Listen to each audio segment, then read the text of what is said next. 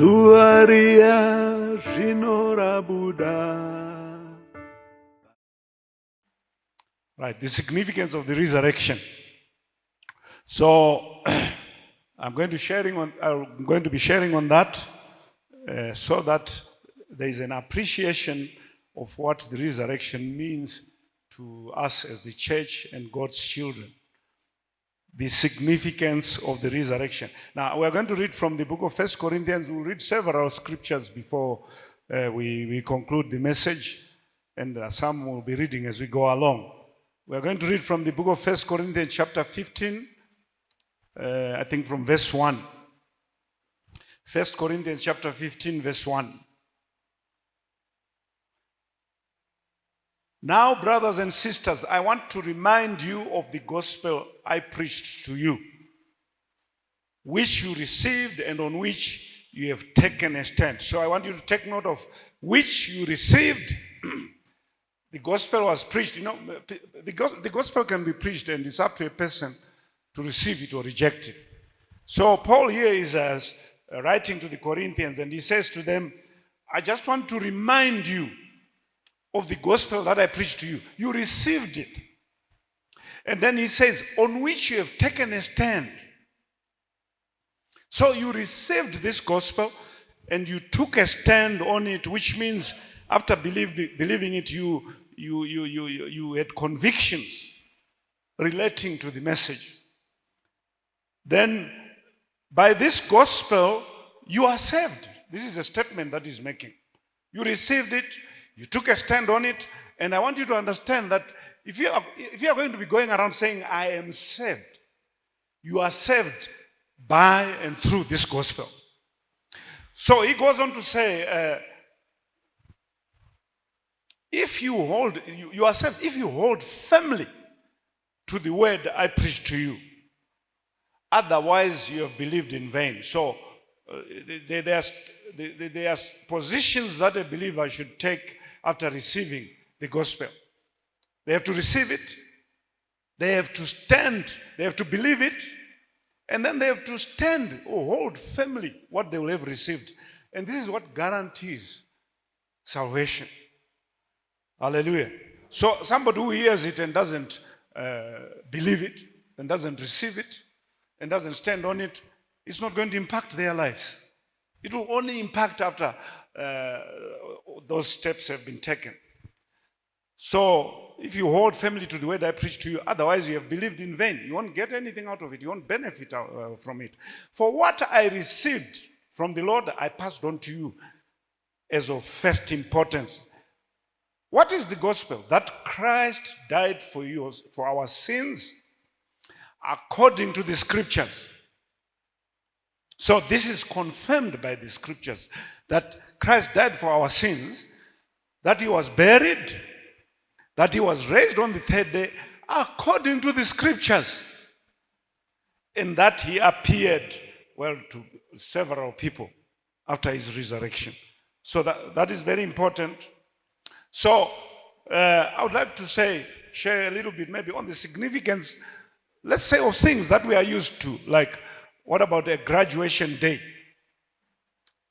I know there are some graduates in here. On graduation day, obviously you were very excited. Now, I know some of you graduated grade 7, Form 2, O levels, and A levels. You can't tell me that the excitement was the same. There was some excitement, but why? Because after your grade 7 qualification, you knew that you couldn't get a job because of that. You couldn't get a job, you couldn't walk around and say, now I don't want to go to school anymore. I've got a grade 7 certificate. It's a certificate, but it's useless in terms of your goals in life. So you went on. You did your JC, you went on, you did your O level, you went on, and the excitement kept growing. O levels, the excitement is growing. You know, from A levels, your excitement is at a peak, but you still understand that you haven't broken through. So then you go to college, and you are excited to go to college, but that's not the goal. Then after 3 years, you pass whatever it is that you are studying, and graduation date is set. Man, I really don't know of parents who go to their kids' graduation after grade 7. If you are here, show us by raising your hand, then we'll be, yeah. You know, it's just, she passed. Maybe you call your mom, you call your friends, she passed. That's it. And you tell the kid, go and get your certificate. And the child goes and picks up the certificate and comes home. The same in Form 2, more celebrations at O level and at A level. But graduation day, you wake up at 4, you are calling everybody, even people that you don't talk to. You are telling her, he's graduating today. And you yourself, you are calling everybody. You are excited and so forth and so on. And then you go to that place where you are going to be kept. And then, you know, and we know what happens. We have seen people walking in town in their gowns and the whole day.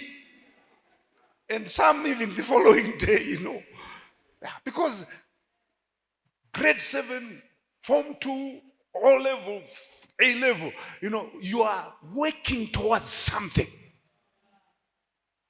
And now this is the culmination of all your efforts. So somebody asks you, you know, this is not just empty excitement. No. Suddenly you've got this feeling, now I can get a job and get away from that old man and his wife.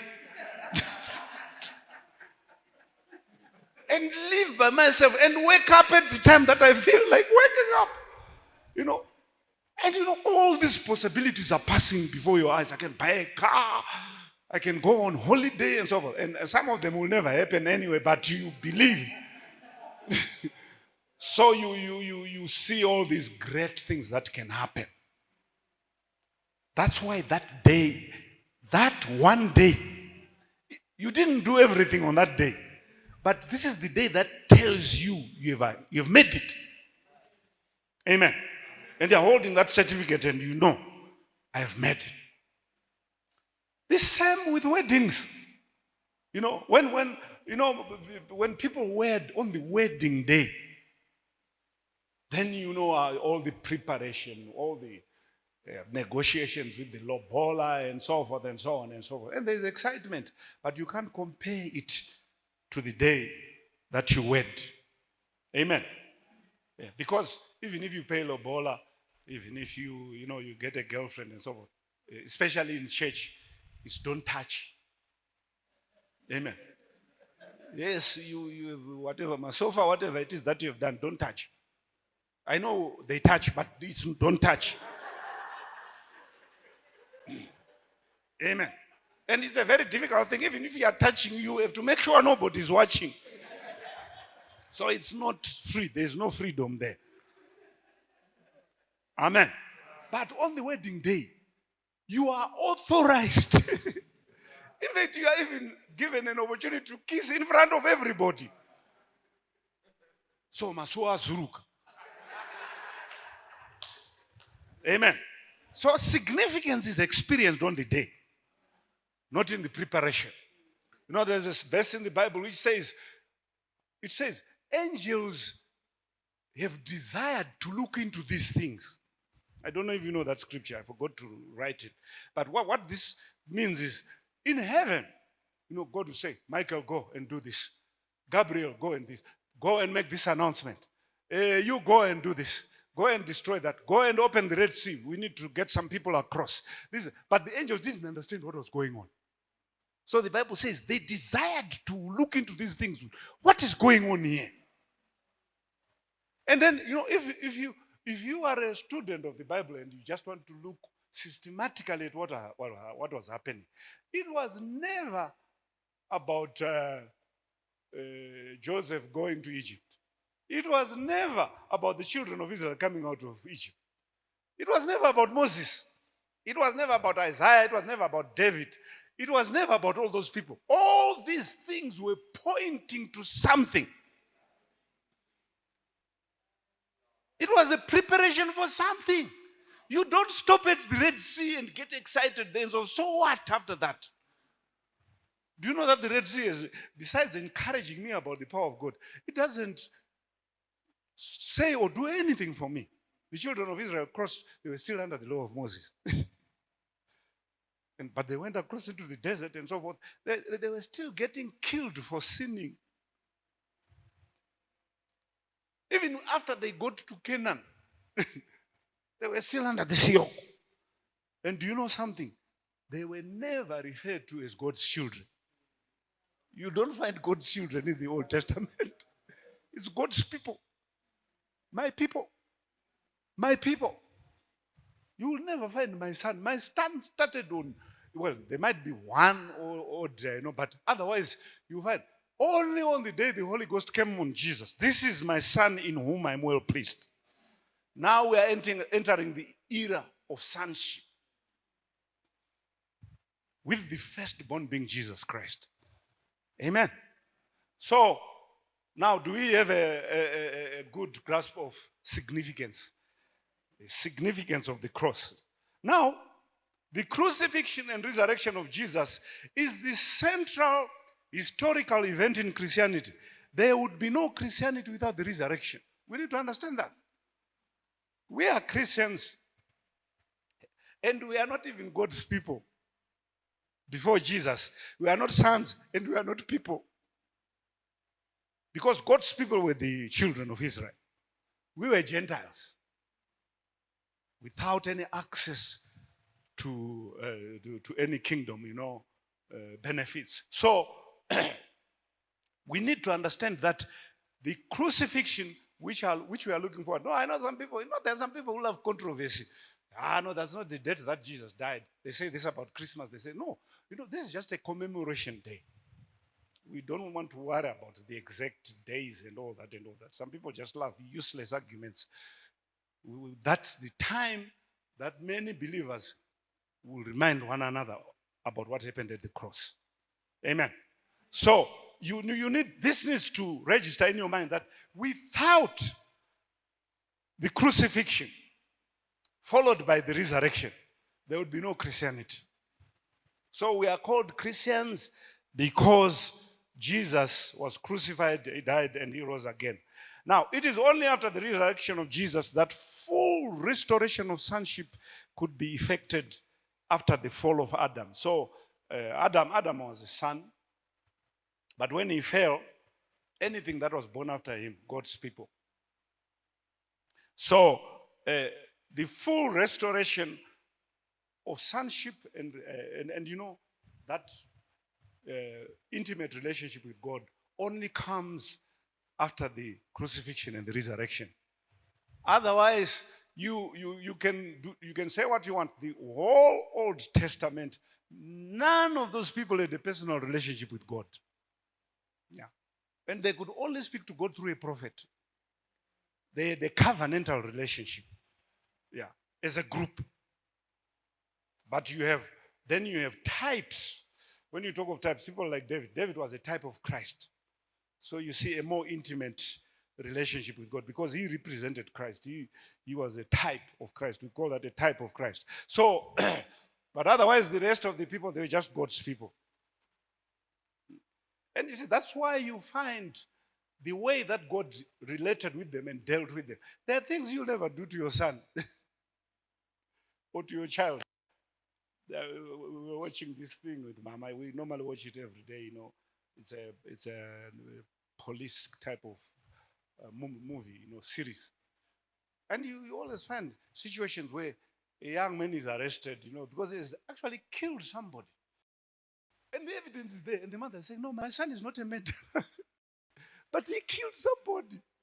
Here's the video. Here's everything. But a mother will always say, no, my son never did that. He's not a murderer. And when she's convinced now that he did it, then she says, no, something must have caused him to do that. He's not like that. That's a mother's love. That's why Jesus gave that example of the prodigal son, and he came back and the father just received him. Regardless of what people were saying, the brother was saying, hey, I've been here serving you, I've never, the father said, no. Let's take him back. Because you see that the relationship in the Old Testament, it's quite scary that God would just wake up one morning and say, kill them all. And this is the thing that we need to thank God for. Most of us wouldn't be here today. Yeah. Utotenda mari kuti wakazozvarwa kuside kunoku, otherwise hapa pasina. So, but then through that you see that there was no intimacy, there was no, the level of relationship was not that intimate. Now, so it is only after the resurrection of Jesus that full restoration of sonship could be effected. Now, if we go to Romans chapter 5, verse 12 to 20, this is what it has to say. Therefore, just as sin entered the world through one man, and death through sin, and in this way death came to all people because all sinned. So death entered, through one man, and we know who that man is. It's Adam. And because of Adam's sin, all people began to experience death. And I think it's a terrible thing when you are a preacher and you don't understand this, or if you are a child of God, you are still caught in the performance mode. The Bible says all have sinned by birth. All have sinned and fallen short of the glory of God. And when we get saved, it's because of Jesus' performance, not our performance.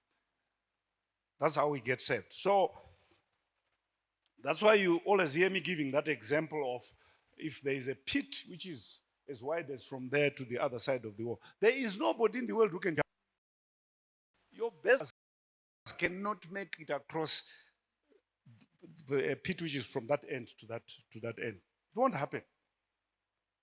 And it will be a futile exercise. Even if we were to say, let's do it, we will know the results before that everybody will end up in the pit. But what is going to happen? Some people are going to jump further than others.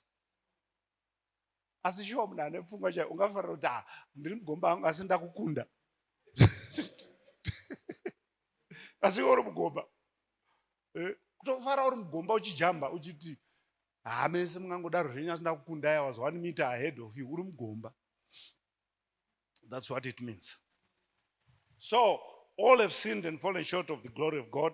So now verse 17 says, this was verse 12 that I read, for if by the trespass of one man death reigned through that one man, how much more will those who receive God's abundant provision of grace and of the gift of righteousness, the gift of righteousness. It's a gift. It's not a reward for performance, it's a gift.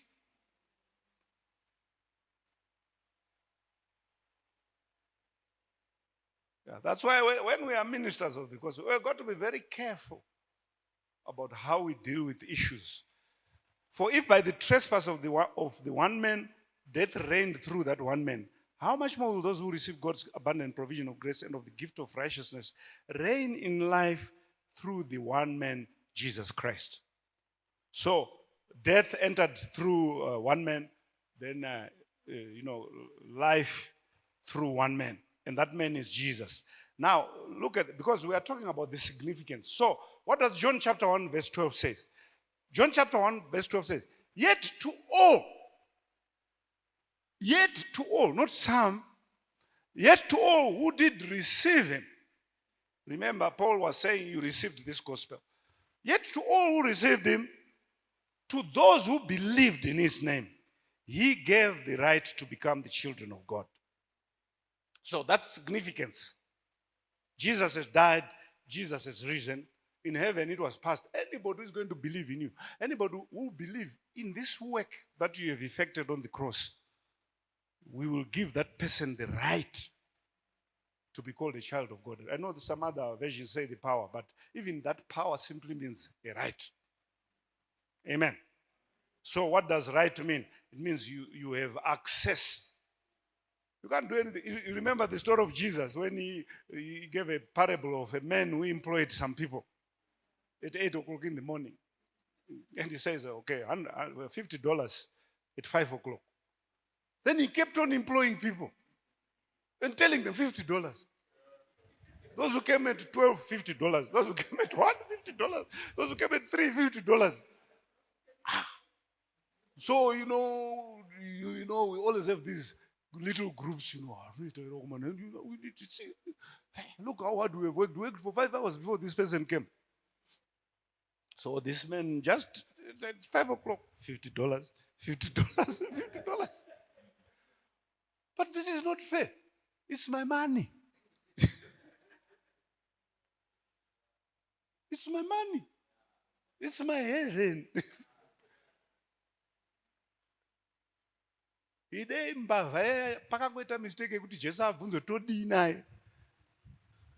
Anga aburuka apa, adzosere TV yavaridzi. Vacho vakabirwa muto, anoda TV yako, chichi. No, ina handisi kusapota zvimwe zvinhu, I don't understand it. Isu panapa tinomboita musikanzwa torohwa naMwari todini. And things happen and wombonzi hauna kubvisa chegumi wombobhuroka, wozobvisa chegumi chako hauna kubvisa zvikudai. But shasha iri pamuchinjikwa naJesu zonzi nhasi tetiri tese. Aiwa, hakuna zvakadaro. Hakuna zvakadaro izvozvo. Asi Jesu kuti ungandidii.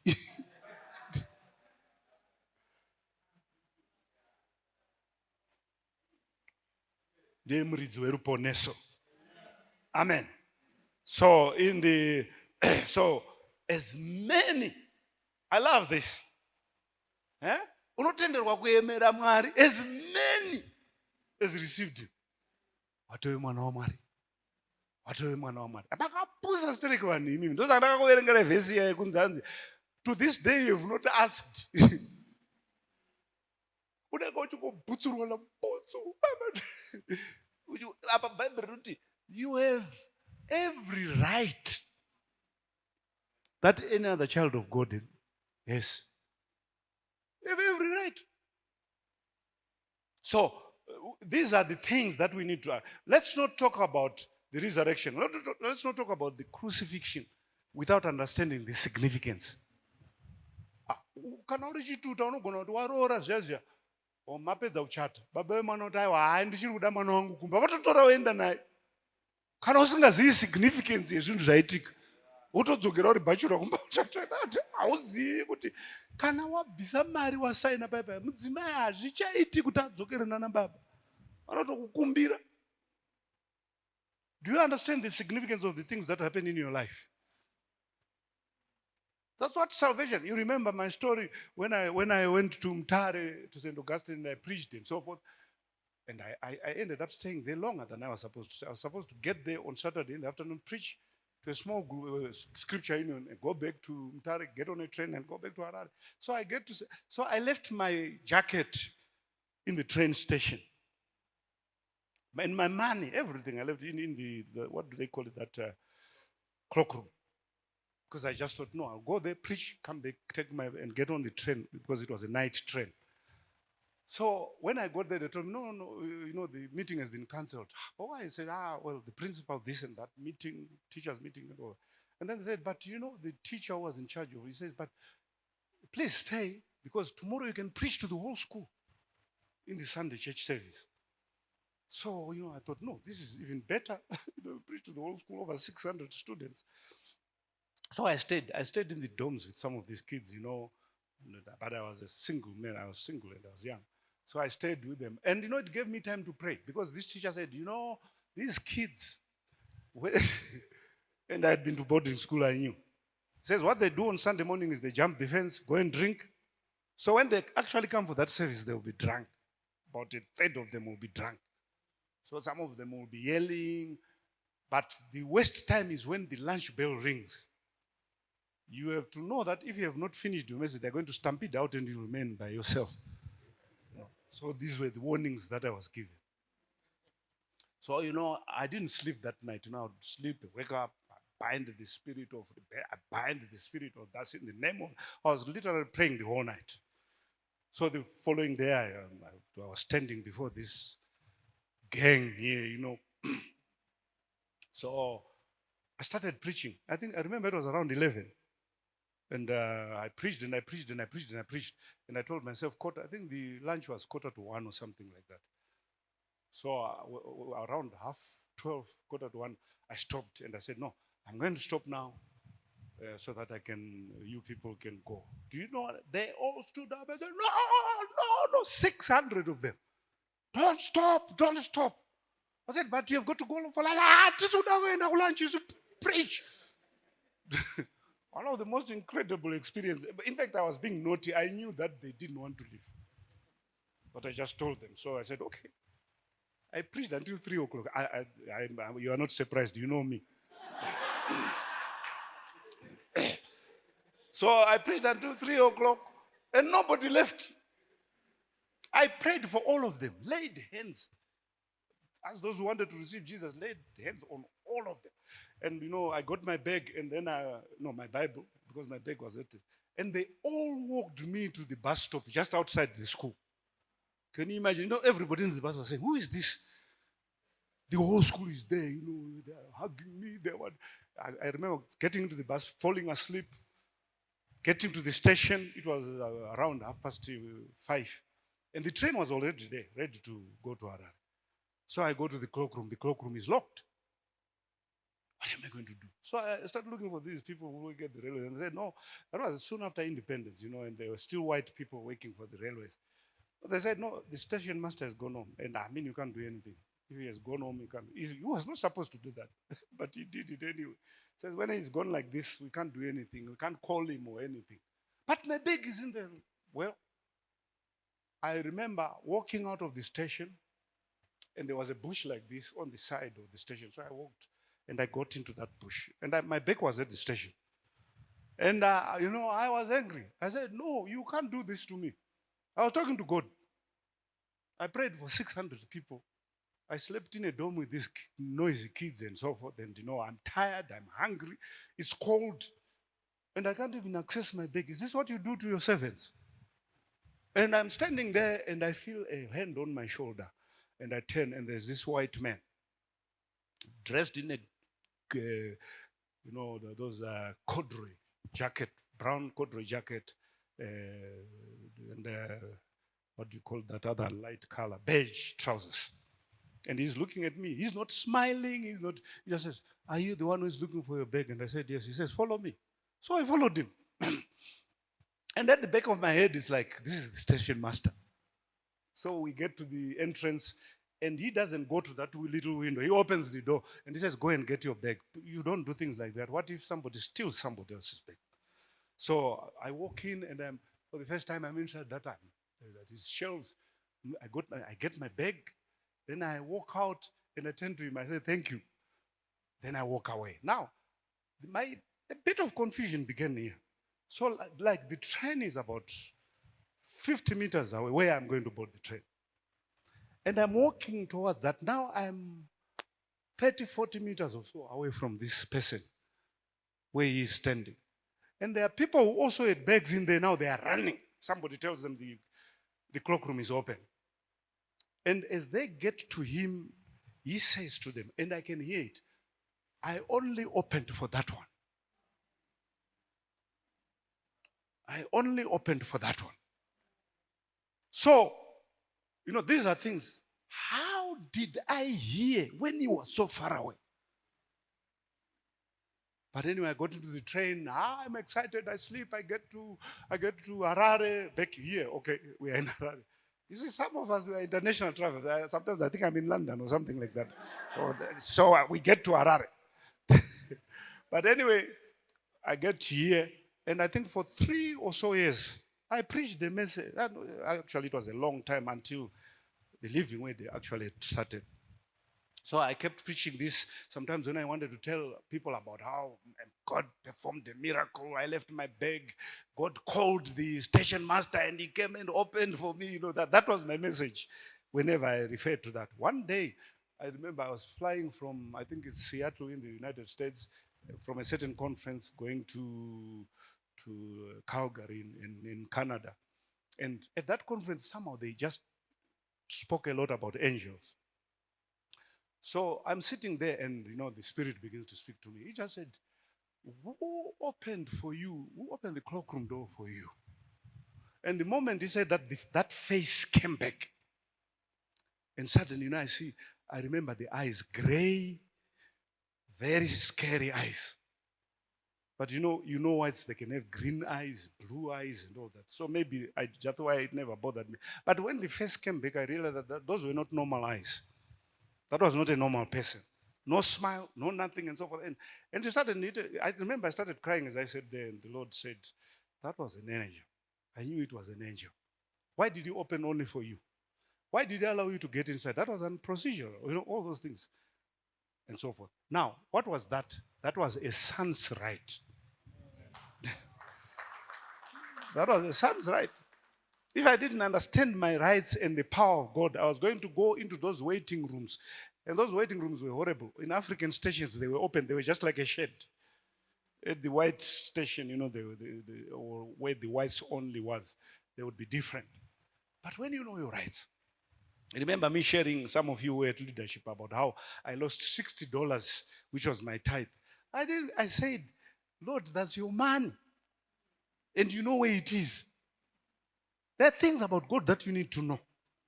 Amen. So the resurrection restores our rights, or rather, restored the rights of a child of God, which were lost by Adam. So when you read that scripture, you must understand what it means. Jesus has died, has risen, and now your rights as a child of God have been restored. So, and remember what I said, in the Old Testament you find an emphasis on God's people, not on God's children. But now, and if we read in First John, 1 John chapter 3, verse 2, it says, beloved, now are we the sons of God.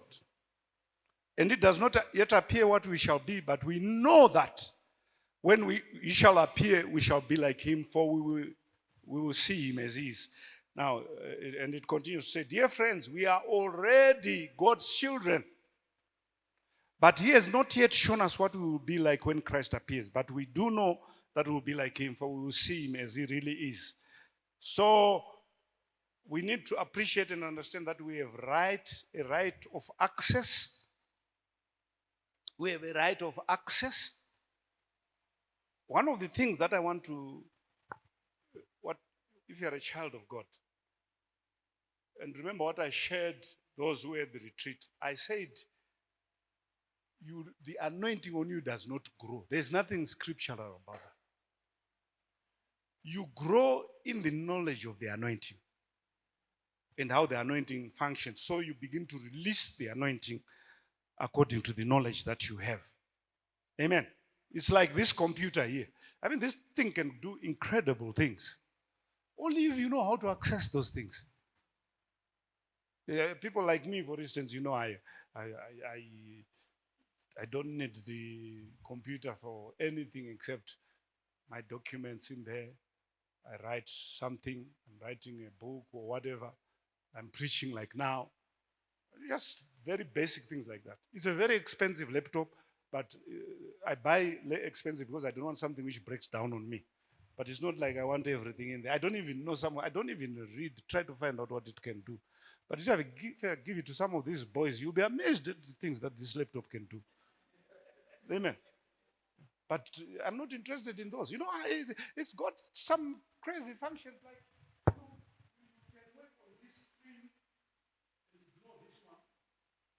You can move this stuff here, and it comes here, then it has something else over there. I can switch this thing on. I can switch this thing on.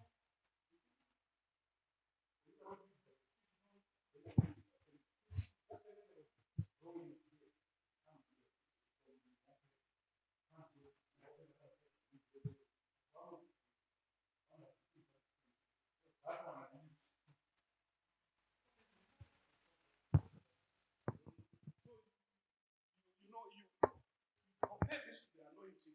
Don't go around to these conferences where they tell you, come and grow in the anointing. All those people, when they came back the same. There's nobody who grows in the anointing. There's nothing like that. You grow in the knowledge of God and what He has released to you. That's why you find the Bible saying, "My people are dying because of lack of knowledge, not the lack of the anointing." Amen. So, one of the most important things that we need to be aware of is, things like access. For instance, I don't have any money in the bank right now. Money does come and pass through my account. I'm not, yes, I would love to see 10 million sitting in my bank. But my problem is I've got so many things that I want to do. It will be very difficult for me to ever accumulate any meaningful amount of money in my account. So, how do I function? I function through access. I teach myself to be able to believe God for what I need at any given time. God owns the universe. So sometimes, and then remember, I know some of you, let's be very careful, things like, God is going to give you a lot of money this year. Your account will be full. These are good, positive declarations. They might not happen. Amen. Yes, because God does not trust you with $1 million. But when you say, I want to do something, how much is it? 5,000. Tomorrow, we need 10,000 for this. You must grow in access. Because I know God is not stupid. Indoda lezi zonke dzamunoona varume vakagara muchechi ava havana mari. He's very righteous.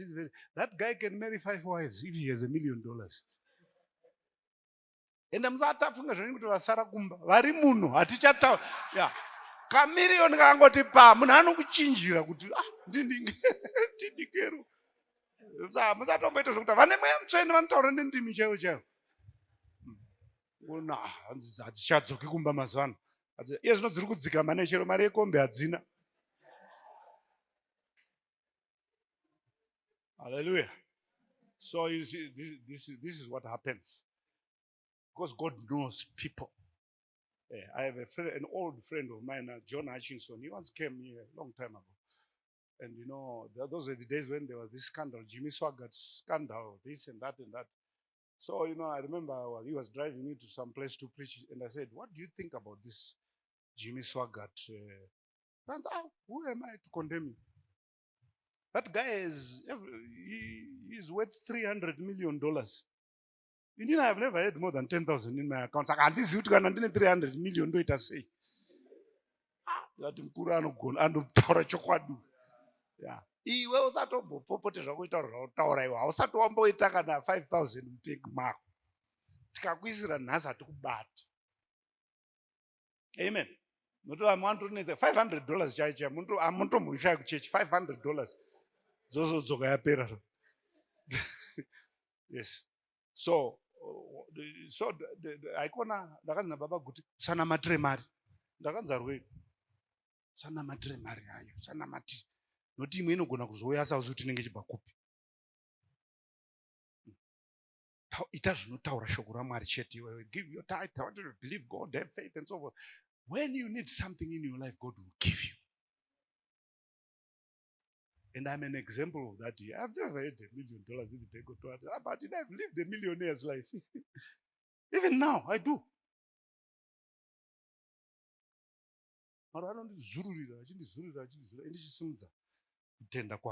So, sometimes funny time you can wasika, but even our business guys, one of my boys, multimillionaire, says, Baba, do you know what I would fly to New York kuinga scanner? New York. Avaona computer. Kukwira ndege kuinga scanner ku New York.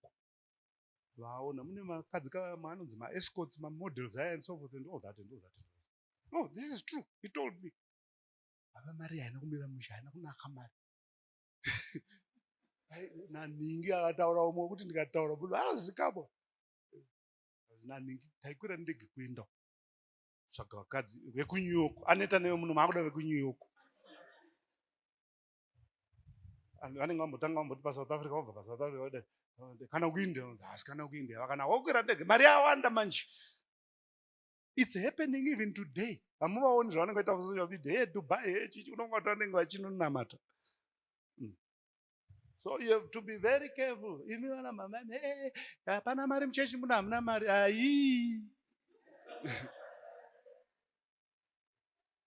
Nhasi utononamata kuti baba chengetai murume wangu ari muliving wet. Sambonyeperwe nekakudzikama kenhema hapana mari pari denda rama.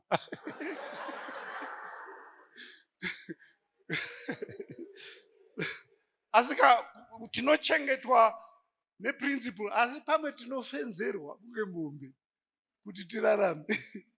Unotofenzerwa. Toona chero mutemo yemuchechi ndeyekurarama haisi yekuningirikirayo. From within and outside we are kept. So now it's more important, I think, to develop your access power. I don't want to have $1 million in my account.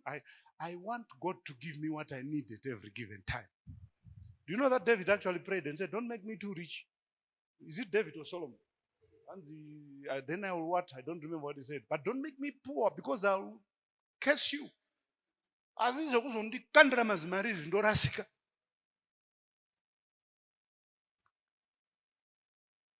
access, I have a right of access to everything that a child of God should have. You know God is going to meet your needs without fail. You must know your rights as a child of God. So we have rights of access to what? To peace. When Jesus died, the Holy Spirit, the Bible says, He gives a peace that passes all understanding. And when you have peace, you survive diseases. A lot of diseases are associated with stress, with the condition of your mind. I sent a note to Overseer Lolo. Every year I go for tests, blood tests, everything. Some people are afraid to go for tests. They are afraid of what will be discovered there. They think it will kill them. But I go for tests every year. And yesterday I was with my doctor and he was ticking one by one. Nothing wrong with your kidneys, nothing wrong with your liver, nothing wrong with your bladder, nothing wrong. I mean, there was nothing wrong with my body. And I sent him a message. I said, thank you for your prayers. But those are the rights of a child of God. Amen. Muscles. Maybe a bit of potassium deficiency which can be dealt with a supplement. But otherwise, all my organs, and there were x-rays there. He was showing me, see this. This means even the liquids in your body, the food in your body travels. Everything is fine. Amen. At 66. Kidney right rakazvimba. Lung rakadi. Chakadai. There's nothing wrong with my whole system. Amen. Now, we have a right to health. It's not like we have a right to good health through Jesus, through the death and resurrection. We have a right to wealth, but which wealth? The wealth, kingdom wealth. We have access to that. We have a right to honor. Remember, I've been saying a lot these days about the Bible. Do you know what the Bible says? The Bible says, honor all men. It doesn't say some men. It says, honor all men. And there is a habit sometimes, even in the church, we don't want worldly habits here. Honor young people. Honor old people. Honor everybody. Deal with people with dignity. We don't want people who are in and they just ravasa in church and disrespect people. No, honor all men. Doesn't matter who they are, whether they're young, whether they're uneducated or educated. The Bible simply says, honor all men. And sometimes when you want to disqualify a man of God, see a man who insults even older men. The Bible has one instruction. Simukirane musoro wakachena. As long as Mkristo. Simukira. Aniko. Ane musoro wakachena. Iwo tuka ane musoro wakachena. Abawakabata Bible. Azvibudi. Then kana kwanzi all men, it means all men. Whoever, whether you're a leader or a Christian, as long as you deal with people according to class, you have failed. You are not fit. I want to align with this one and so on. You are not fit. I've had people coming into my home and I got off my bed and slept on the floor. They had nothing. I didn't do that because they were going to give me something. So it's a right. You've got to honor all men. Hallelujah. And the way you have to be honored. Amen.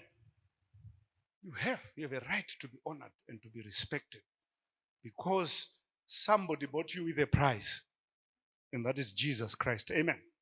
So you have a right to dignity. There are things that shouldn't happen in your life. There are conditions that you should not live in your life. One of the things I've discovered about God, God is good. Some of you remember me sharing the story of when I went to South Africa to get a house which we would live in with my family when I went to South Africa to boost the church. And I went out with a man who had several houses, and I didn't have anything in particular in mind. I just wanted a place where we could get to. And if it meant moving out later, but just a decent place where we could stay. My house here was a mansion. But, I was ready to just. So he took me to this house, a suburb like this one. Around us here, these houses you see around us. This is not upmarket. I think we all know. This is just basic. So he took me to one of his houses there. And, I was okay with it. So he said, what about this one? Just when I was about to open my mouth, the Holy Spirit very clear said, Iwe haugari pano. Zvakaitika izvo. Tikaenda second, tikaenda third, unozwa kusvika ndakunyara manje nokuti pese pandainzi ndikanzi iwe haugari pano indai mandati no, I can't stay here. Then I'll tell him, then you'd look at me funny like, who do you think you are?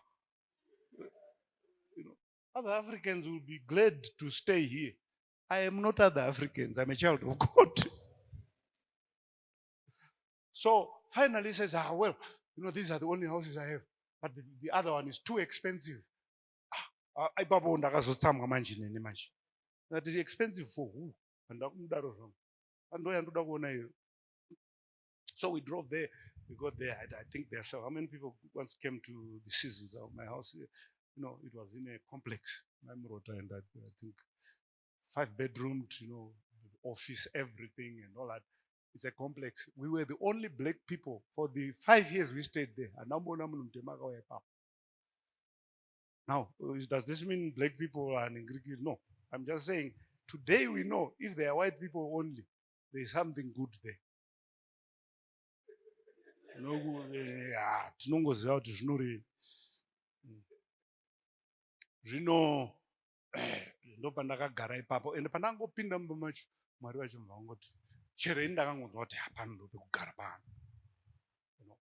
So chero mari yacho mawira yakaita, it was amazing. Yekubhadhara deposit nerent yandipa 3 days dzekuti ndibhadhara. Saka izvozvo zvakasimudza, it raised my ningirikiri, my how I value myself. Pane zvinhu zvinonzi naMwari, iwe haudyi izvozvo, iwe haupfeki izvozvo. Amen. Yeah. So iwe kana ukasatenderana naMwari unoramba uri pauri. Asi there is a dignity that was accorded to you. Kwete zvemawara ayo. You move according to faith yako payasvika. Haubvi panapa ungonosvika kuti haina ndroji pakadai wotanga kuti hai manje ndopa. Iyo inonzi presumption. Asi mukati mako munofanira kudokwairira something higher. Amen. And then God works it out. You grow in faith and so forth, and you find yourself there without any doubt. So, but something inside has got to say no to certain things. So, the secret of Christ's power was in his humility, in his submission, in his obedience, and in his sacrifice. So, when we talk of I think I would like to go forward No. I can just explain it from here. So we all know that Jesus gave us power because he had power. And even when he sent out the disciples, he says, go ye into all the world and preach the gospel. Those that believe shall cast out devils and so forth and so on. Then he says, do not leave Jerusalem until you receive power. Now, how did this happen? The Bible says, when he ascended on high, he gave gifts to men. Because now, you see, God could trust people with everything that he had because they were functioning in Christ. So, the death and resurrection of Jesus and ascension, suddenly, and we all know that the veil in the temple was torn in two. That place in the temple behind there, ordinary people were not allowed there. Only the priests could go there. It was a place of mystery. You couldn't just go in there. But as Jesus died on the cross, the Bible says the veil in the temple was rent in two. Everybody come in. There are no special people anymore. You can see what goes on in there. And we are even referred to as priests. Before that, there was a select few, but now everybody, you are a royal priesthood, a holy nation. Hallelujah. How did that happen? Through Jesus. His death, we didn't just jump over to the other side. No, it was through his death and his resurrection. So he gave us this power. But when we look at that power, how did he get there? Through sacrifice, obedience, humility, submission to the will of God. Remember when he was in the garden of Gethsemane, he was afraid of death. And he actually said to God, I wish this cup would pass over me.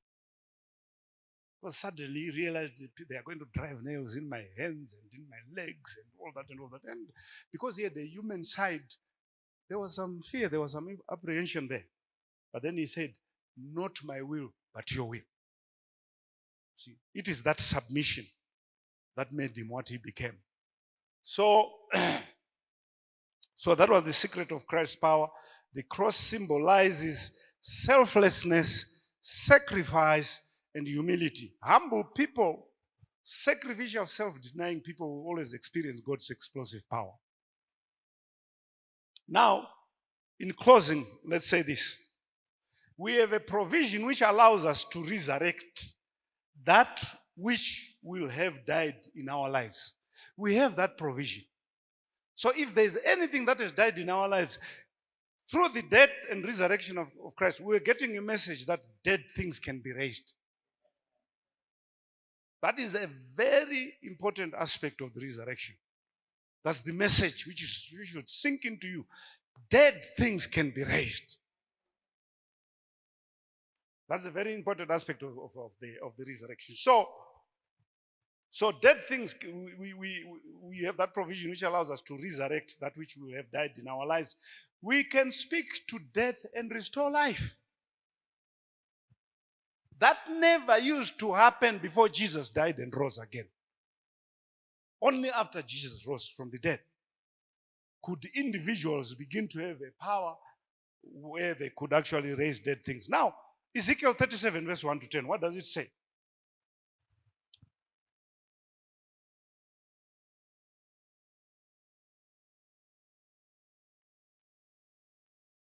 Now, I'm talking about what the death and resurrection of Jesus did with us.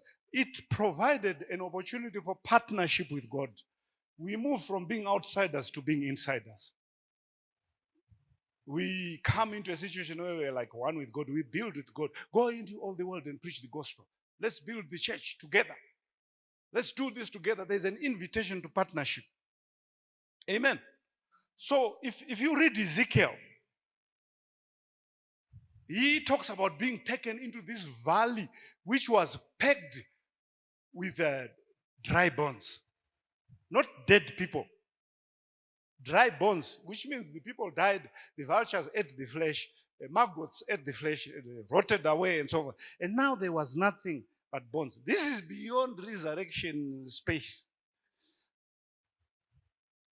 So God, the Spirit of God, which we are supposed to receive at baptism, took Elijah and stood in there in the valley of the dead bones. And how do you ask such a question?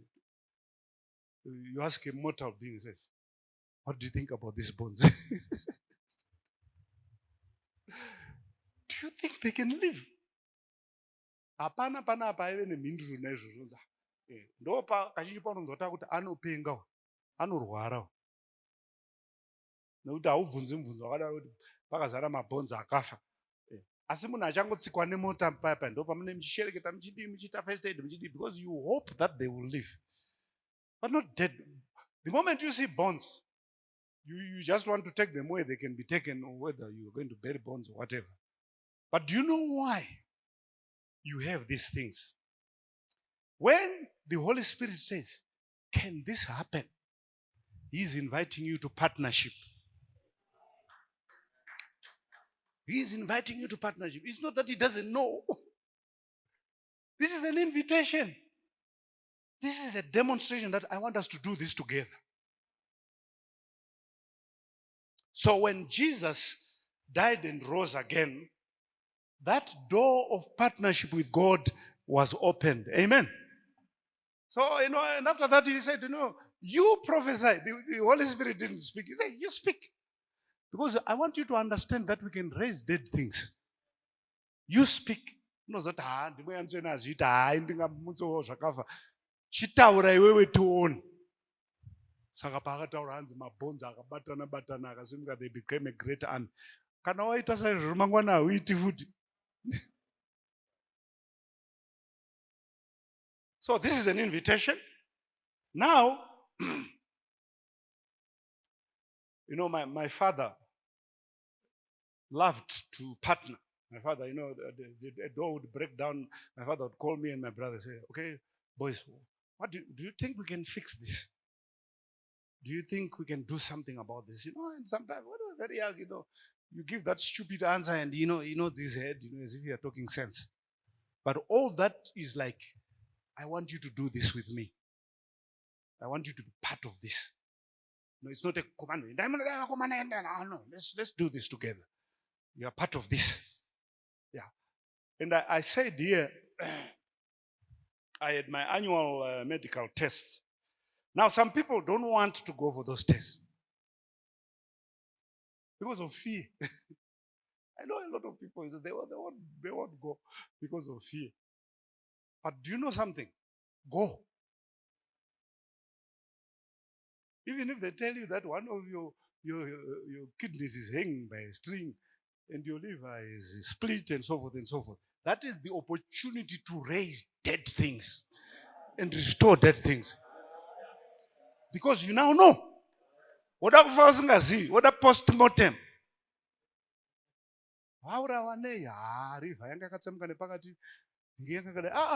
Tiudzei zvigadzirise nesimba rakamutsa Jesu kubva kuvakafa. So, know the power that has been given to you. Amen. We need to know the power that has been given. This is the significance of the death and resurrection of Jesus Christ. So, Jesus died. Now let's just read. I think these are the last two scriptures.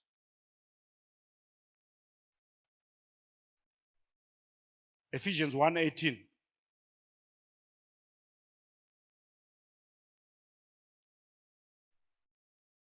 Now, I think you can solidify this by yourself. But the other one spoke about the grace and the gift of righteousness. The Bible says we are. So, you look at the cross, the blood cleanses us from all unrighteousness. That's what the Bible says. The Bible, even when your sins are as red as crimson, they shall be as white as snow. Then if we go to Exodus, we see that when I see the blood, I will not act in the way I used to what? To act. Because now I am saying, if my son was punished and he bled, He took your sins. So I cannot repeat a punishment which has been paid for. So that's why the Bible says we are the righteousness of God in Christ. We are the righteousness of God in Christ. Hallelujah. Saka mwana wa Mwari, plead the blood. Tendeuka chete. That's the requirement today.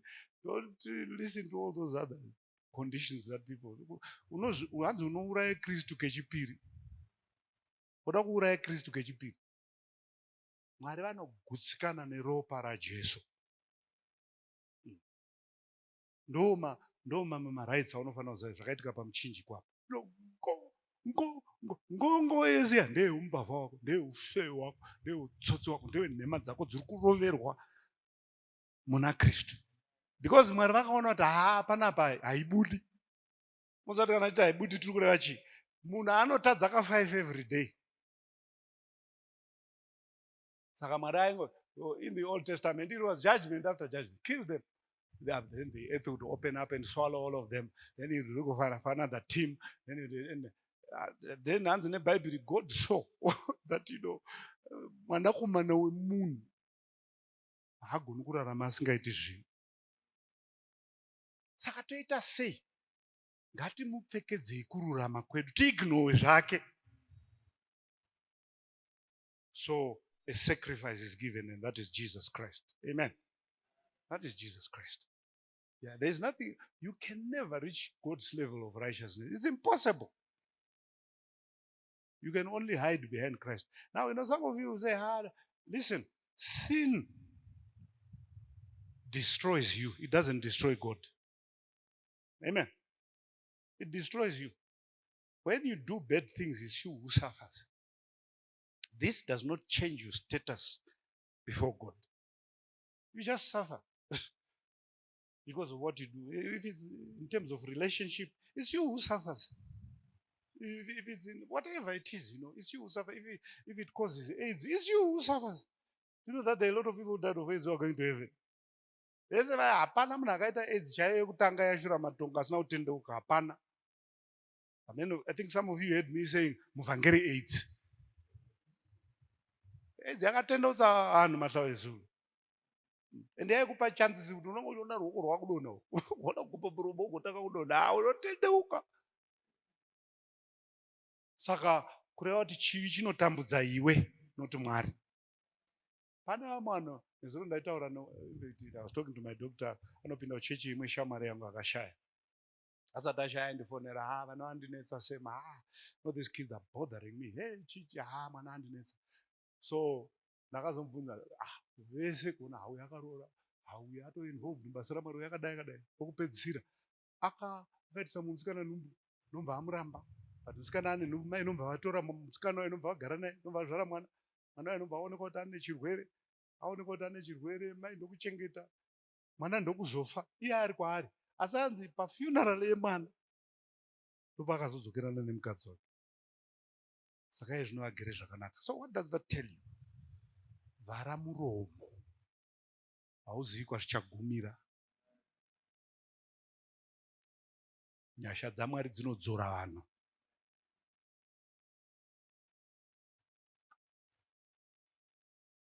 So Ephesians 1. So these are just some of the benefits, walking confidently. Now we have this boldness, the Bible says. We have this boldness, Jesus died for me, and they overcame him by the blood of the Lamb and the word of their testimony. So the devil comes with his accusations. You tell him, I am under the blood, I'm cleansed by the blood of Jesus. God has forgiven me, I'm accepted, and so forth. So as you confess that word, you are saved. And all this is the work of Jesus on the cross of Calvary. Amen. Now, in finishing off, let's read this last passage of scripture. I pray that your hearts will be flooded with light so that you can understand the confident hope he has given to those he called, his holy people, who are his rich and glorious inheritance. Now, I also pray that you will understand the incredible greatness of God's power for us who believe in him. I pray that you may understand the incredible greatness of God's power, to us who believe, not for everybody else. When we believe in this power, great things happen in our lives. Hallelujah. Yes, don't just take the death of Jesus like, no. Something was availed to us after the death of Jesus. There's something that was availed to us. So, the greatness of God's power for us who believe, this is the same mighty power. Now, look at this reference. The greatness of the power of God to us. Which power is this? This is the same mighty power that raised Christ from the dead. This power which is being given to us, this power which we are being told of, we are being told to go and wait for in Jerusalem. This power that we're supposed to receive, this power that Paul prays for the church to know. The Bible says, this is the same. You are wondering, how did Christ rise from the dead? This is the same power that raised him from the dead. And that power is in you. So you go to a doctor, you're told about a kidney, resurrect that kidney. Because that power works to usward. Who believe. When they want to fire you at work, that power will work for you. When there's nothing in your pocket, that power will resurrect your pocket. Those are the benefits of the children of God. That is the significance of the death and resurrection of Jesus Christ. It's not just a story. No. You need to take it for yourself. And it's going to transform your life. Things will never be the same again. Don't suffer, don't live like a fool. Something happened for you. Pane zvinhu zvaunofana kuramba paEaster ipapa kuti ndichidzokera kumba handidi kuzviona futi. Iyi situation yakafa ingaimuke nezita raJesu. I have been given power and the rights of a child of God. This is not a fiction, this is not a fable, it's a reality. Hallelujah. Hallelujah. So that is the significance of the cross. Not only of the cross, we don't stop at the cross, remember? No, the cross is a place of defeat. So we've got to go further into the tomb. Then we go to the resurrection, which is the defiance to remain dead. You are defiant. Jesus was defiant. And he came out. The stone was rolled away. So the whole process must happen. Amen. That which is dead must come alive. In the name of Jesus Christ. Hallelujah. Hallelujah. We are a whole package. You know, if something bad happens, we fix it. If something dies, we fix it. We are not a hopeless situation. Even when we read that other scripture, it says we are given hope. In any situation, we have got hope. So in the name of Jesus, understand the significance of the resurrection. Let it work for you. Let it work for you. It must work for you. It's not for the person next to you, it's for you. To usward who believe. How many people believe in here? Yeah, in the name of Jesus, every situation must change. Every situation must change. Hallelujah. Hallelujah. And I want to pray for you people there, I don't know, in the UK or wherever, Australia, in the name of Jesus. When you leave this meeting, your life must be changed. There must be a resurrection in your finances, in your health, even in your emotions, in every area. Because this is what Jesus provided for us. In the name of Jesus, receive this resurrection power. And may your mind be changed completely in relationship to your understanding of the death and resurrection of our Lord Jesus Christ. God bless you. Amen.